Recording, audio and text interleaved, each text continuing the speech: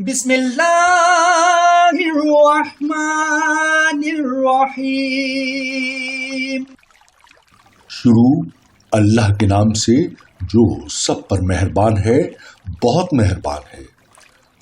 قسم ہے برجوں والے آسمان کی اور اس دن کی جس کا وعدہ کیا گیا ہے، اور حاضر ہونے والے کی اور اس کی جس کے پاس لوگ حاضر ہوں، کہ خدا کی مار ہے ان خندق کھودنے والوں پر، اس آگ والوں پر جو ایندھن سے بھری ہوئی تھی، جب وہ اس کے پاس بیٹھے تھے اور وہ ایمان والوں کے ساتھ جو کچھ کر رہے تھے اس کا نظارہ کرتے جاتے تھے، اور وہ ایمان والوں کو کسی اور بات کی نہیں، صرف اس بات کی سزا دے رہے تھے کہ وہ اس اللہ پر ایمان لے آئے تھے جو بڑے اقتدار والا، بہت قابل تعریف ہے، جس کے قبضے میں سارے آسمانوں اور زمین کی سلطنت ہے، اور اللہ ہر چیز کو دیکھ رہا ہے۔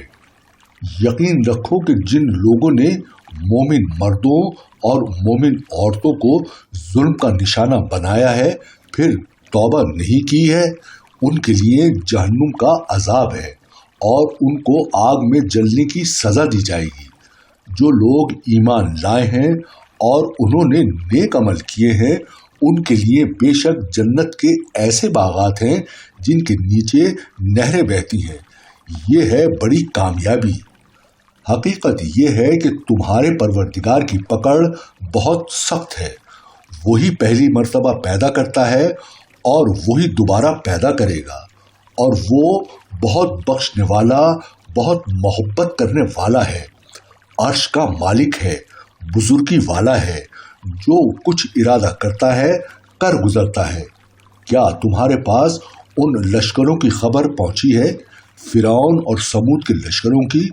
اس کے باوجود کافر لوگ حق کو جھٹلانے میں لگے ہوئے ہیں، جبکہ اللہ نے ان کو گھیرے میں لیا ہوا ہے۔